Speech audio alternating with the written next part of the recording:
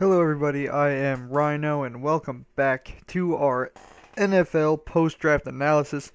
Today, we're going to do my favorite division, the AFC East. Now, we're going to be talking about, do the Patriots finally lose the division? Do they finally give it up, and does someone else finally win it? Let's see. So we have the Patriots. Their draft, they took Dominique Easley, a defensive tackle, Jimmy Garoppolo, a quarterback, and James White, a running back, for their three main picks. So Easley was a first-round guy. He can help out their defensive line, get in there with Vince Wilfork and stuff the run. He's a big man. Um, Jimmy Garoppolo is an interesting pick. They have Tom Brady. He is getting old. He's going to be 34 or 35 this year, something like that. Um, and they have Ryan Mallett, who's been the backup forever. But there's been rumors going around that they're trying to get a trade done. I believe it was with the Texans. I might be wrong about that. To trade Ryan Mallett to one of those teams, to some other team. So Garoppolo could be either two things.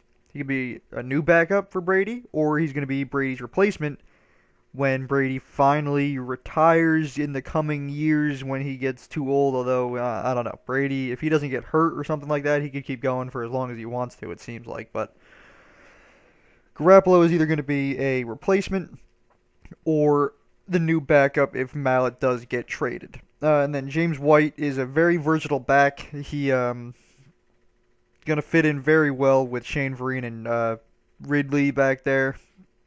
Vereen's the pass catching speedy guy. Ridley's the downhill runner, and James White can pretty much do both of those. So he's going to be a good third back to fit in with that system. The Dolphins. Dolphins, in wake of the bullying scandal, drafted Juwan James, an offensive lineman. Pretty much got a steal with Jarvis Landry out of LSU in the second round for wide receiver, and Billy Turner, another offensive lineman. So Juwan James could pretty much be a starter for the Dolphins. They did get Brandon Albert, I believe, in the offseason for as a free agent for wide receiver, not a wide receiver, offensive lineman. So pretty much because Tannehill got sacked a league high 58 times last season, so adding offensive linemen during the draft and in free agency was like the number one priority. They did it in free agency. They did it twice in the draft. They should be good. James could be a starter for the Dolphins on the line. Turner's going to definitely be a good backup in case someone gets hurt. Landry was a good steal in the second round. He's definitely a good weapon. He's got speed, and he can definitely help out Tannehill to have another target to get the ball out to, alongside Mike Wallace and Brian Hartline now, and Charles Clay. So they should be okay there. They added Noshawn Moreno from the Broncos for their running back in the offseason, so they should be good there. And now the Bills. Bills traded with the Browns, I believe. Got the fourth overall pick, and they chose Sammy Watkins, wide receiver out of Clemson. They also took Cyrus Kouandjijo, an offensive lineman, and Chantrell Henderson, another offensive lineman. So the Bills definitely needed O-line help as well. They needed to help protect E.J. Manuel. So they were going through quarterbacks like it was nothing to. They had Manuel, and then he got hurt, and then Jeff Toole came in, and then E.J. Manuel came back in. So they needed offensive line help to solidify who their quarterback is going to be so that they can keep one guy for the whole season. Now, Sammy Watkins, very explosive guy. Probably best receiver in the draft. Could have gone number one overall, in my opinion. Definitely good pick for the Bills. Robert Woods was another receiver that they have. It's going to help out him. Woods is fast. Watkins is fast. He can go downfield. He can catch screens. He can do short over the middle routes. He can jump over guys. Very good receiver. Good for the Bills for getting him. And then just recently, Stevie Johnson got traded to the 49ers from Buffalo. So they lost their number one guy, but then Sammy Watkins is pretty much a replacement for Stevie Johnson now. It's going to be very tough to guard for secondaries now, especially in the AFC East. I mean, the Jets have a decent secondary. The Patriots have an okay secondary, but they lost Aqib Talib to the Broncos this offseason. The Dolphins have Brent Grimes and a couple other guys, so they should be okay, but Sammy Watkins is definitely going to be tough to guard, so good for the Bills for getting a guy that they can mess up defenses with. And now, I am going to say it. My favorite team, I am a Jets fan, but doesn't mean I'm going to go easy on the Jets for any reason whatsoever. I am probably go the hardest on the Jets out of any Jets fan. So the Jets drafted first round Calvin Pryor, safety. Second round Jason Morrow, a tight end out of Texas Tech. Took Dexter McDougal in the third round, a quarterback from Maryland. And then fourth round they took Jalen Saunders and Shaq Evans, 2 wide receivers. Those were pretty much the most important picks. And they also drafted late in 6th or 7th round. They took Taj Boyd at quarterback. But we'll get to that in a second. So let's start off here. Pryor is Rex Ryan's kind of player. He's a safety. He's hard-hitting. He's a very hard-nosed, down-and-dirty guy. He's going to make teams afraid to throw the ball over the middle because they're going to get popped by Pryor. Now, we do have a safety. We have DeJuan Landry, but he's not. I believe Pryor is definitely more hard-hitting. Landry might have better hands, but Pryor is definitely going to be helping fill that hole because we had Ed Reed last season for a little while. But Pryor is definitely going to help fill that second safety position back there. Jason Morrow helps out our receiving core because I believe our starting tight end is Jeff Cumberland. So Morrow can learn from Cumberland. Cumberland's decent. We also have Kellen Winslow Jr., but he got, with pot and was it masturbating in a car or something like that? I don't know. Bunch of weird stuff. So we don't know what's going on with him, but Jason Morrow can definitely come in. He doesn't really block. He's more of just a catch and go kind of guy. So that's good. We need guys for weapons for Geno Smith. Dexter McDougal, cornerback.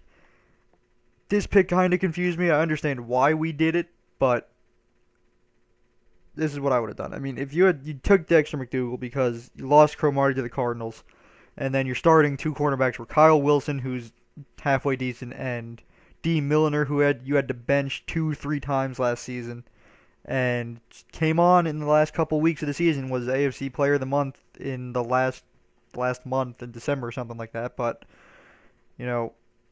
those were your 2 starting guys. That wasn't good enough. So you draft Dexter McDougal to help fill that, but it's another rookie now. You got to teach him just like you had rookie in Milner last season. You got a rookie in McDougal this season. I would have re-signed Cromartie, tried to re-sign Cromartie, and then drafted McDougal maybe later on if he was still there, or another cornerback later on. So someone that you can have Cromartie to have at least one side of the field locked down. Milner started to come into his own, so you could have Milner on the other side of the field and switch him out with Kyle Wilson, so that you had 2 guys that were pretty much kind of locking down one side of the field, while you had a third guy, McDougal, or whoever else you would have drafted, to learn from Cromartie and the other guys, so that he could be a replacement for when Cromartie actually did leave. But what are you going to do? So you got Jalen Saunders and Shaq Evans for receivers. They're halfway decent, but they're not going to be starters because we did get, Eric Decker and Jacoby Ford in the offseason. Jacoby Ford is really fast. Decker's really good receiver. He's going to be our number 1 guy. We got Curley as our slot guy, number 2. We definitely have a bunch of guys that can help out in receiving now. Who else did we get? We got Chris Johnson for our running back. He's going to do a good 1-2 punch with Chris Ivory now. We already have a solid defense. Our front 7 is pretty amazing as it is.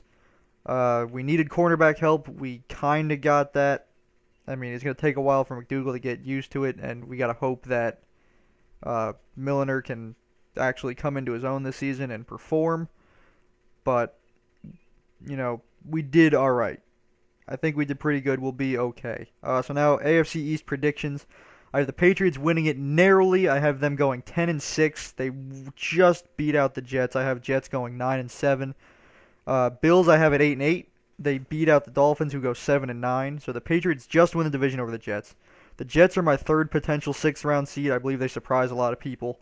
Come in and they have to compete with the Ravens and the Chargers for the 6th seed. The Bills, I have them bouncing back after last season. They do pretty well. They go 8-8. Sammy Watkins definitely helps out a lot with that. They set up potential. They might make playoff runs later on in the next couple seasons. Definitely not this season, but down the road it could happen if they can get a quarterback that can be steady and develop. And then the Dolphins, I have at 7-9. I know that's gonna surprise a lot of people, but I have them at 7-9 because I have them crumbling in the wake of the whole bullying thing from last season. They added a couple pieces that they need. I believe they're going to have too many rookies starting in too many places, too many guys that don't know the system. Guys that are going to have to learn the system and fit in and figure out how they're going to fit into the whole thing, and I believe it's going to take too much out of them. They're going to drop to 7-9, and they're not going to make the playoffs. They're going to come last in the AFC East. They're probably going to do a lot better next season, but this season, just with all that happened last season and what they did in the draft and stuff, I don't have them doing too well this year, but that's just me. So that was our AFC East post-draft analysis. Leave a comment in the comments section. Tell me if you agree. Do you have the Patriots winning? Do you have the Jets winning? Do you have the Bills, the Dolphins? Who do you have winning? What do you have records for other people? Leave a like if you enjoyed. Thanks for watching. Stay tuned tomorrow. We're going to be coming up with the NFC. Now we're going to do the NFC North first. And I'll see you all then.